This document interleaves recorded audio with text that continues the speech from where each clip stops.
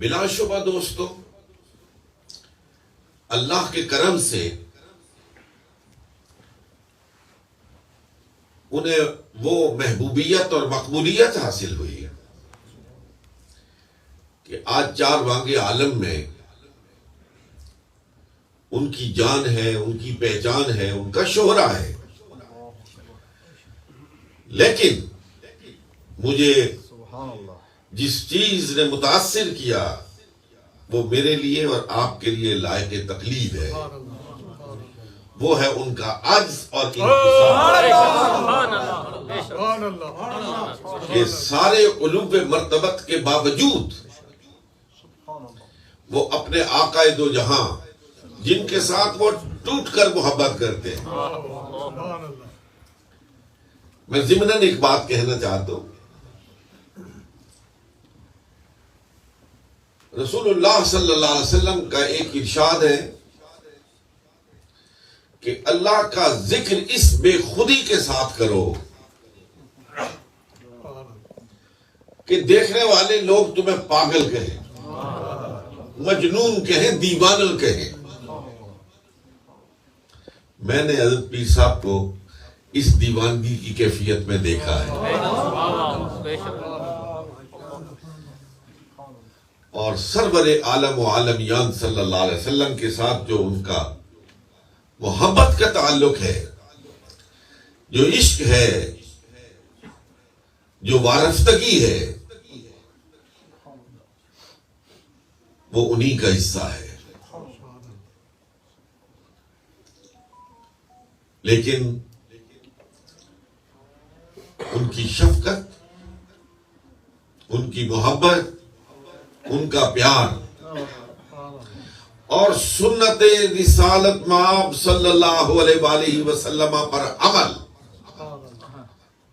بول بول کے کہہ رہا ہے کہ آج بھی مجددیت زندہ ہے۔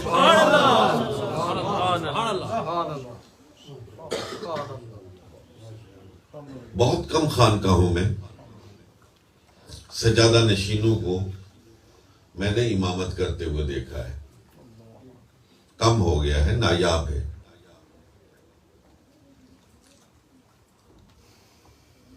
لیکن حضرت پیر صاحب کو جب میں مصلی پہ دیکھتا ہوں تو پھر دل گواہی دیتا ہے کہ یہ صرف سرکار کا دیوانہ ہی نہیں ہے، سرکار کی سنتوں پر اور سرکار کے طریقے پر عمل کرنے والا امام و پیشوا بھی ہے۔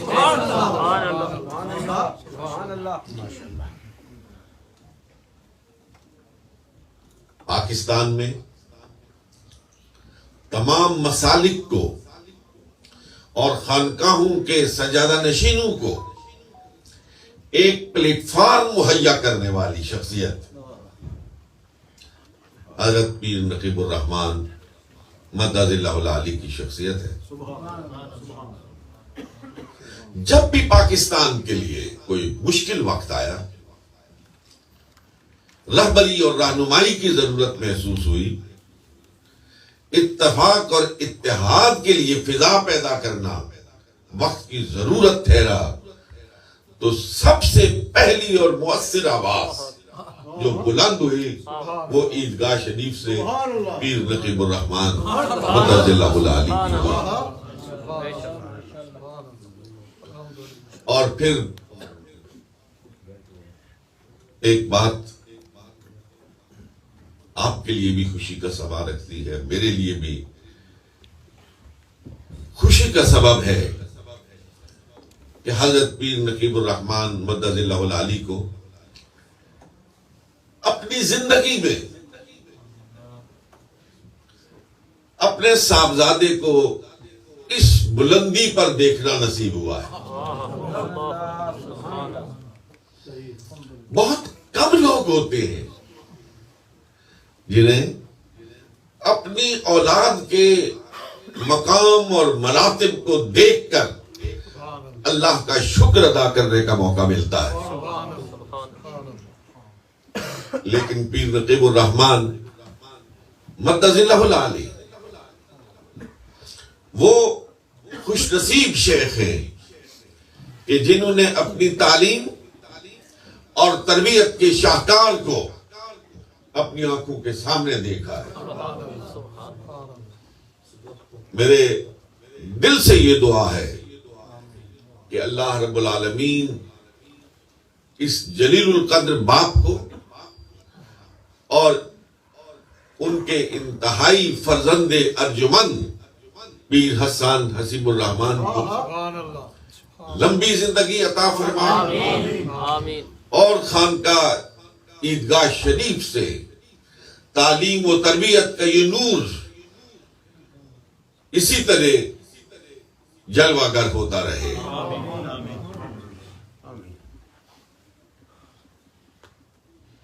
میں اس موقع پر اگر اپنے دو محسنین، تیسرے کا تو میں نے کیا ہے، لیکن وہ بھی مجھ پہ فرض ہے اور واجب ہے کہ جن کی شفقتوں کو اور محبتوں کو اگر اپنی آنے والی زندگی میں بھی سمیٹتا رہوں تو سمیٹ نہیں سکتا، ان میں سے ایک جلیل القدر بزرگ کا نام پیر علاء الدین صدیقی ہے۔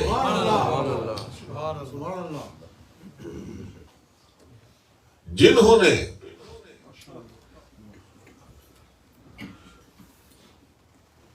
تعلیم اور تربیت کے لیے ایک قطبی ستارے کا کام کیا ہے۔ ستارے بہت جگمگاتے لیکن ان میں ایک قطبی ستارہ ہوتا ہے جس کو دیکھ کر مسافران اپنے سفر کی منزلیں طے کرتے ہیں۔ انہوں نے خانقاہی نظام میں تعلیم اور تربیت کے لیے وہ فقید المثال کارنامے سر انجام دیے ہیں کہ تاریخ تصوف میں، بر صغیر کے صوفیاء کی تاریخ میں ان کا نام ہمیشہ روشن، زندہ اور تابندہ رہے گا۔ اور تیسری وہ شخصیت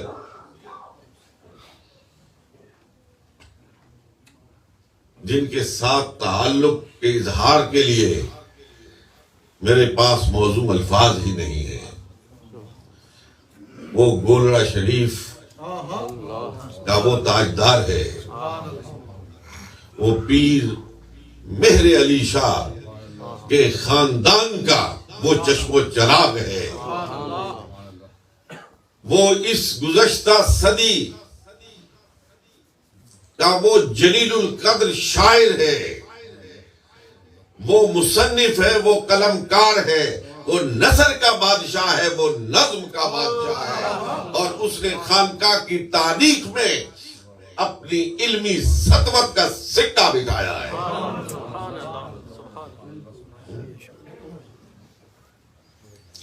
یہ وہ لوگ ہیں جن کا ذکر کر کے خدا کی قسم ہم اپنے قلب و ذہن کو نکھارتے ہیں، ان کا ذکر کرتے ہیں، ایسے لگتا ہے دل و دماغ میں ایک روشنی پھوٹ رہی ہے۔ یہ روشن لوگ، یہ روشن چہرے والے لوگ، اور جو اس دنیا سے چلے گئے ہیں وہ روشن قبروں والے لوگ، یہ عجیب لوگ ہیں، خدا کی قسم یہ زندہ رہتے ہیں، لوگ ان کے قدموں کو چومتے ہیں، یہ اس دنیا سے جاتے ہیں، لوگ ان کی قبروں کو چومتے ہیں۔ اور یہ وہ لوگ ہیں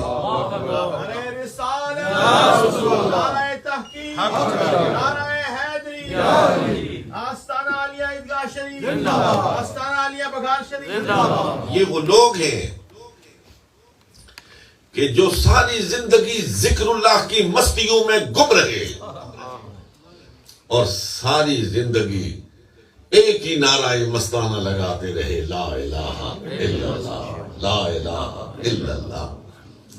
اس لیے کہ دوستو یہی لا الہ الا اللہ ہے جو انسان کو وقار دیتا ہے، جو انسان کو عزت دیتا ہے، جو انسان کو پستیوں سے اٹھا کر مقام بلند پہ فائز کرتا ہے۔ اقبال نے بڑی زبردست بات کہی۔ اقبال کہتے ہیں خودی کا سر نہاں لا الہ الا اللہ۔ انسان کے اندر جو عزت اور وقار کے ساتھ جینے کی ایک خواہش اور تڑپ ہے، اور انسان کے اندر جو اس کا اپنا مقام اور مرتبہ ہے، کہتا ہے اس کا سر نہاں کیا ہے؟ لا الہ الا اللہ۔ اس کا چھپا ہوا راز لا الہ الا اللہ ہے۔ خودی ہے تیغ، خودی ہے تیغ فساں لا الہ الا اللہ۔ خودی ہے تیغ فساں، فساں کہتے ہیں بٹی کو، بٹی لگاتے ہیں نا کسی آلے کو تیز کرنے کے لیے، چھری کو، چاقو کو تیز کرنے کے لیے جو بٹی لگاتے ہیں نا، اس کو کہتے ہیں فساں۔ خودی ہے تیغ، وہ کہتا ہے خودی تلوار ہے، فساں اس میں بٹی لگانے والی چیز لا الہ الا اللہ ہے۔ خودی ہے تیغ فساں لا الہ الا اللہ۔ اور ان بزرگوں نے ہمیں کیا بتایا، کیا سبق دیا کہ یہ نغمہ فصل گل و لالا کا نہیں پابند، یہ نغمہ فصل گل و لالا کا نہیں پابند، بہار ہو کے خزاں لا الہ الا اللہ۔ لا الہ الا اللہ کی ضرب لگانے والے نہ خوشی کو دیکھتے ہیں، نہ غمی کو دیکھتے ہیں، نہ تنگی کو دیکھتے ہیں، نہ فراخی کو دیکھتے ہیں، نہ نشیب کو دیکھتے ہیں، نہ فراز کو دیکھتے ہیں۔ ہر دم، ہر موقع، ہر جگہ پر ایک ہی نعرہ لگاتے ہیں، لا الہ الا اللہ، لا الہ الا اللہ۔ پھر نتیجہ کیا نکلتا ہے؟ نہ لا الہ الا اللہ کو فنا ہے، اور نہ لا الہ الا اللہ کا نعرہ لگانے والوں کو فنا ہو۔ نعرہ تکبیر، نعرہ رسالت، نعرہ رسالت۔ قرآن کہتا ہے رجال اللہ تلہیہم تجارت ولا بیع عن ذکر اللہ۔ جو اللہ کے خاص بندے ہوتے ہیں، جو مقبول بندے ہوتے ہیں، جو خاص بندے ہوتے ہیں، ان کی صفت کیا ہے؟ برطانیہ میں رہنے والے میرے مسلمان بھائیوں اور بچوں، رجال اللہ تلہیہم تجارت ولا بیع عن ذکر اللہ۔ تجارت، یہ بیع و شراء، خرید و فروخت، انہیں ذکر اللہ سے روکتی نہیں ہے، ذکر اللہ کے راستے میں رکاوٹ نہیں بنتی ہے۔ ذکر اللہ نماز کو بھی کہتے ہیں، اقم الصلاۃ لذکری۔ ذکر قرآن کو بھی کہتے ہیں، اور صوفیہ نے کہا افضل الذکر لا الہ الا اللہ۔ لا الہ الا اللہ کی ضربیں لگانا یہ بھی ذکر ہے۔ اگر اللہ کے خاص بندے بننا چاہتے ہو تو تمہاری بیع اور شراء، تمہارے دنیاوی امور، کام کاج، قرآن پڑھنے میں رکاوٹ نہیں بننے چاہیے، نماز پڑھنے میں رکاوٹ نہیں بننے چاہیے، لا الہ الا اللہ کا ورد کرنے میں رکاوٹ نہیں بننا چاہیے۔ یہ نغمہ فصل گل و لالا کا نہیں پابند، بہار ہو کے خزاں لا الہ الا اللہ۔ میں آج اس موقع سے فائدہ اٹھاتے ہوئے ایک دوسری بات آپ کی خدمت میں عرض کرنا چاہتا ہوں۔ وقت چونکہ بہت کم ہے، میں اس گفتگو کو پھیلانا نہیں چاہتا۔ اس وقت ہمارا ملک عزیز انتہائی مشکل ترین دور سے گزر رہا ہے۔ مجھے یہ کہتے ہوئے بھی شرم آتی ہے، اس لیے کہ پیدا ہوئے نا اور شعور کی آنکھ کھولی تو یہی کانوں میں آواز پڑی کہ ہم تاریخ کے مشکل ترین دور سے گزر رہے ہیں۔ آپ میری اس بات کی تائید فرمائیں گے؟ یہی آواز پڑی، پتہ نہیں کب وہ مشکل ترین دور ہمارا ختم ہوگا. کیوں ختم نہیں ہو رہا؟ اس لیے کہ ہم وعدہ وفا نہیں کر رہے. جس دن وعدہ وفا کرنے کے لیے ہم نے قدم اٹھا لیا، پھر دیکھیے گا رحمت خداوندی کی چادر ہم پر کیسے ڈالے. آج میں تھوڑی دیر پہلے حضرت مولانا قمر الزمان اعظمی کی خدمت میں حاضر ہوا. ان سے آج ملاقات کا وقت طے تھا. ان کی شفقت بھری گفتگو، لیکن پاکستان کا نام آتے ہی ان کی آنکھوں میں آنسوؤں کو دیکھ کر یقین کیجئے میرا دل بھی خون کی آنسو رویا. جب انہوں نے یہ کہا کہ ان لوگوں کو معلوم نہیں کہ ہماری اسلاف نے یہ ملک کیسے حاصل کیا تھا. فرماتے تھے دہلی سے چلنے والی ٹرین مسلمانوں سے بھری ہوئی، کھچا کھچ بھری ہوئی ٹرین امرتسر سے گزرتی ہوئی جب لاہور پہنچتی تھی تو لاشوں کے ڈھیر ہوتے تھے، اس میں زندہ انسان کوئی نہیں ہوتا تھا. ہر ڈبے سے خون مسلم بہہ رہا ہوتا تھا. ان کی زبان سے کہ کم و بیش 1.5 لاکھ خواتین نے اپنی عزتیں بچانے کے لیے منہ میں چھلانگے لگا. اور وہ کتنی معصوم عزت دار گھرانوں کی خواتین تھیں جنہوں نے اس ملک کے قیام کے لیے اپنی عزتوں کو بھی قربان کر دیا.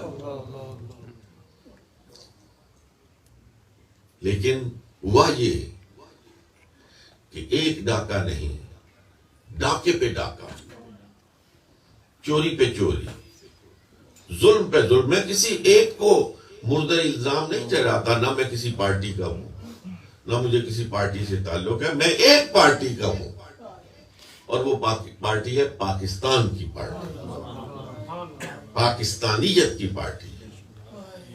جو پاکستان کا خیر خواہ ہے، جو پاکستان کا مستقبل روشن دیکھنا چاہتا ہے، ہم اس کی پارٹی کے ہیں. لیکن تاریخ کے ایک ادنا طالب علم کی حیثیت سے میں اپنا مشاہدہ، آپ کا بھی مشاہدہ ہوگا، اور عین ممکن ہے کہ ہم دونوں کے مشاہدوں کا نتیجہ ایک ہو کہ ہم نے جو اپنی آنکھ سے دیکھا تو ہر ایک کو اپنے مفادات کا طواف کرتے ہوئے دیکھا، اپنے خاندان کے مفادات کا طواف کرتے ہوئے دیکھا، ہر ایک کو اپنے گھر کو آباد کرتے ہوئے دیکھا، اپنے لیے سہانے خواب، اپنے خاندان کے لیے سہانے خواب. کسی نے پاکستانی قوم کے مستقبل کا سہانا خواب نہیں دیکھا. اللہ اکبر. بے شک.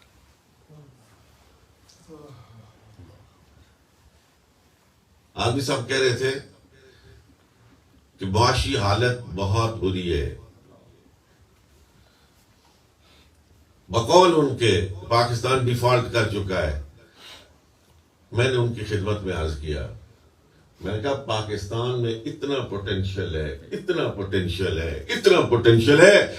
پاکستان کو اگر صحیح قیادت مل جائے، صحیح سیادت مل جائے، پاکستان میں اتنا پیسہ ہے، اتنا پیسہ ہے، وہاں کے مخیر لوگ اپنا سب کچھ بیچ کر بھی اس ملک کو مضبوط ترین ملک بنا سکتے ہیں. اعتماد کا فقدان، اعتبار کا فقدان ہے.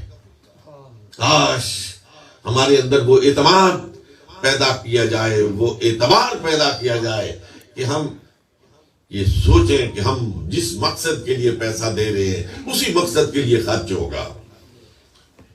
کسی IMF کی اور کسی ادھر ادھر کی ضرورت نہیں ہے.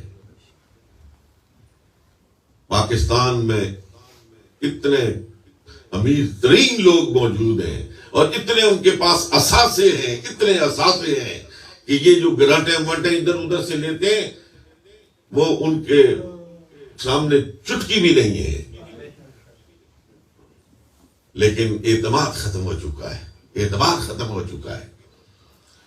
اور دیکھیے میں ایک بات آپ سے یہاں نوجوانوں سے کہنا چاہتا ہوں.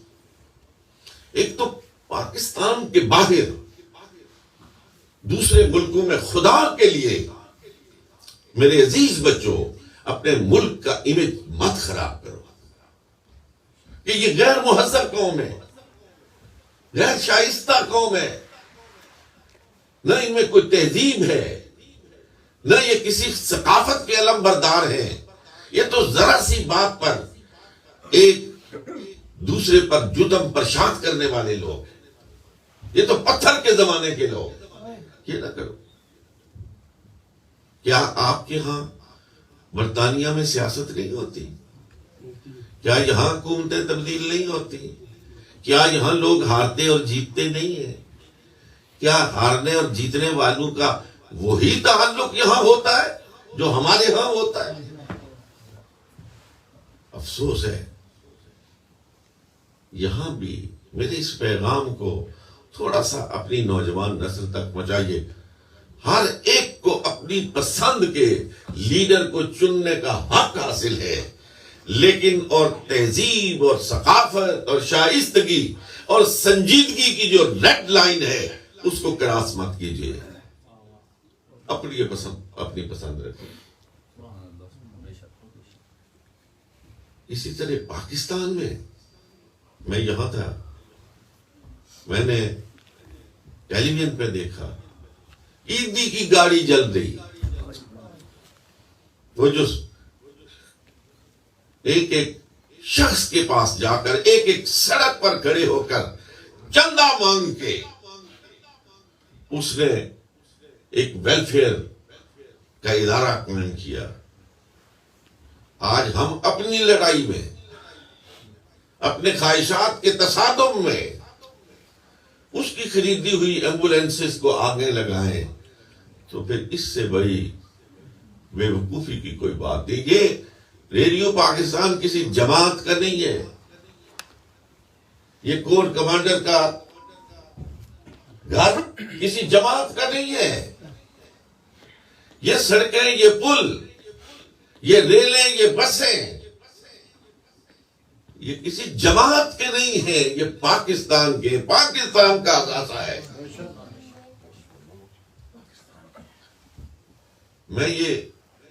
مجھے کہنا نہیں چاہیے لیکن ریئیکشنری ہوں اس وقت، اس لیے یہ کہہ رہا ہوں کہ کسی بس کو آگ لگانے والے، کسی سکول کو آگ لگانے والے، مسجد کو آگ لگانے والے کو یہ کہیں نا کہ اگر بہت غصہ ہے تو اپنے گھر کو پہلے آگ لگاؤ. پہلے اپنے گھر کو آگ لگاؤ، پھر جا کے مسجد کو آگ لگاؤ، پھر ریڈیو پاکستان کو آگ لگاؤ، پھر جا کے کور کمانڈر کے دفتر کو جلاؤ، پھر مزہ آتا ہے. اپنے گھروں کی حفاظت اور ملکی اثاثوں کی تباہی و بربادی یہ ظلم کی انتہا ہے. معاف کیجیے گا، یہ سینٹر اس لیے نہیں ہے کہ یہاں پہ میں کوئی اس طرح کی بات کروں جس میں کوئی سیاست کی بھی آمیزش ہو، لیکن واللہ باللہ ثم تاللہ میرے ذہن میں دور دور بھی کسی کی مخالفت نہیں. میں صرف اور صرف پاکستان کی حمایت کر رہا ہوں. جس کو مرضی بنائیے، جس کو مرضی وزیر اعظم بنائیے، جس کو مرضی صدر پاکستان بنائیے، کوئی ہمیں غرض نہیں ہے. میں تو صرف یہ کہتا ہوں کہ اس ملک کی خیر خواہی کیجیے، اس ملک کو مت جلائیے. یہ ملک ہے تو حکومتیں ہیں، یہ ملک ہے تو وزارتیں ہیں، یہ ملک ہے تو صدارتیں ہیں. ملک نہیں ہے تو پھر کہاں صدارتیں ہوں گی، کہاں وزارتیں ہوں گی. اللہ رب العالمین مجھے، آپ کو، ہم سب کو اس پر عمل کرنے کی توفیق عطا فرمائے. اور اپنی خانقاہ کے ساتھ رشتے کو مضبوط تر کیجیے، مضبوط تر کیجیے۔ یہاں مختلف خانقاہوں سے تعلق رکھنے والے حضرات بیٹھے ہیں۔ ایک بات آپ کو نکتے کی عرض کروں، اس کو ضرور ذہن میں رکھیے، جو اپنے باپ کی عزت کرتا ہے نا، اس کا یہ مطلب نہیں ہے کہ دوسرے کے والدین کی اس کے دل میں عزت نہیں ہے۔ مرشد بھی باپ کا درجہ رکھتا ہے، اس سے ٹوٹ کے محبت کیجئے، ٹوٹ کے محبت کیجئے، لیکن ہرگز یہ نہ سوچئے کہ جو اپنے باپ سے محبت کرتا ہے وہ دوسرے کے باپ سے نفرت کرتا ہے۔ نہیں، دوسرے کا باپ بھی قابل احترام ہے، میرا اپنا باپ ہے، اس کا اپنا باپ ہے، لیکن اپنے باپ کے ساتھ جو تعلق ہوتا ہے اس تعلق کو مضبوطی کے ساتھ پکڑنا چاہیے۔ چلتے چلتے میرے خیال میں 5 منٹ رہ گئے، اگر رائے صاحب اجازت ہو تو ایک لطیفہ سنا دوں۔ ایک بزرگ تھے نا، ان کا ایک خدمت گزار تھا، بڑا عرصہ آپ کے پیچھے پیچھے چلتا رہا، محبت سے ہاتھ چومتا رہا، قدموں کے نشانات پر منزلیں طے کرتا رہا۔ ایک دن اس نے پوچھا کہ یار تم تو میرے پیچھے ہی پھرتے رہتے ہو، گھر کی بتاؤ کیا صورتحال ہے، ادھر بھی کچھ ہے کوئی کھانے پینے کا؟ اس نے کہا جی ادھر تو فاقے، ڈر کے مارے جاتا نہیں ہوں۔ اس پہ مجھے پیر صاحب کی بڑی باتیں یاد آ رہی ہیں، کاش میرے پاس وقت ہوتا میں آپ کو سناتا۔ انہوں نے کہا اچھا کوئی کاغذ ہے؟ تو کہا جی بالکل ہے۔ تو کہا قلم بھی دو، قلم بھی دیا، تو انہوں نے اس پر 1 لکھا۔ یہ سارے جو مختلف خانقاہوں سے تعلق رکھنے والے ہو نا، غور سے سننا۔ 1 لکھا، کہا اس کو جیب میں ڈال لو، ہر روز تمہاری جیب سے 1 اشرفی نکلے گی، اپنا گھر کا گزر بسر کرو۔ اب وہ صبح اٹھے تو 1 اشرفی جیب میں، بہتر ہونے شروع ہو گیا حالات۔ وہ اپنے گاؤں گیا، اسے پتہ چلا یہاں ایک اور بزرگ آئے ہوئے، تو وہ ان سے ملنے چلا گیا، دل لگ گیا، ان کے ساتھ چلنا شروع کر دیا۔ وہ 2-3 مہینے گزرے تو انہوں نے کہا بھائی صاحب میرے ساتھ ساتھ پھر رہے ہو، کرے نا کیا حال چال ہے؟ جی گھر بھوک مانگ رہے۔ وہ بزرگ ماڑے جڑے مرشد ہیں انہوں نے ایک بھائی دیتا ساتھ ہے 1 اشرفی لبڑی، انہیں 1 اشرفی نہ کہہ لبڑا۔ انہوں نے کہا وہ 1 والا کاغذ ہے؟ انہوں نے کہا ہے۔ انہوں نے کہا ادھر لاؤ، لایا، انہوں نے اس کے آگے 1 صفر لکھا، 1 صفر ڈال دیا، تو وہ 1 کے بجائے 10 شروع ہو گئے۔ اس نے کہا یہ تو بڑی موجیں ہیں۔ اتفاق سے ایک اور بزرگ مل گئے، ان کے ساتھ کوئی ہفتہ 10 دن رہا، انہوں نے بھی وہی سوال کیا۔ انہوں نے کہا جی 10 ملتے ہیں، بہرحال گزارا ہو رہا ہے۔ انہوں نے کہا کاغذ ہے؟ انہوں نے کہا دیا کاغذ، انہوں نے 1 اور صفر ڈال دیا، وہ 100 ہو گئے۔ اب یہ تو امیر ترین آدمی ہو گیا، مکان بنا لیے، یہ اپنے مرشد کو بھول گیا، ادھر جانا ہی چھوڑ دیا۔ ایک عرصہ بیت گیا تو آپ نے اپنے ساتھیوں سے پوچھا کہ یار وہ ہمارا ایک سنگی ہوتا تھا، دوست ہوتا تھا، وہ کدھر گیا ہے؟ انہوں نے کہا جی وہ تو بڑا امیر ہو گیا ہے، وہ تو ماشاءاللہ بہت زبردست مکان، کھانا پینا، بہت عیش سے زندگی گزار رہا ہے۔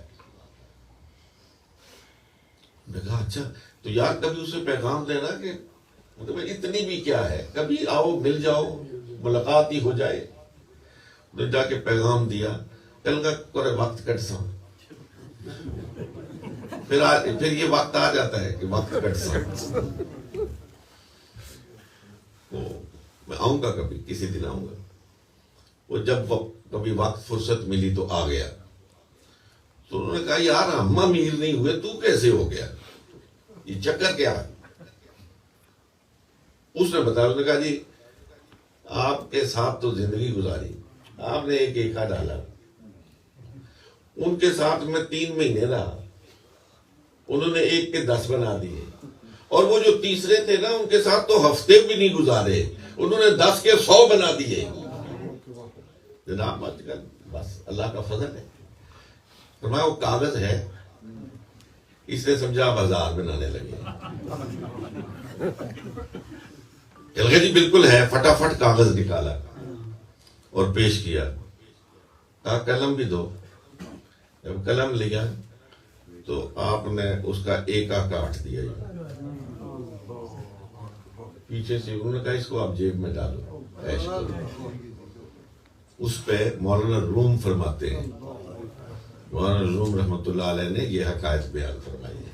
وہ فرماتے ہیں ایکے والے کو بھولنا نہیں چاہیے، ورنہ پھر پیچھے صفر ہی ہوتے ہیں۔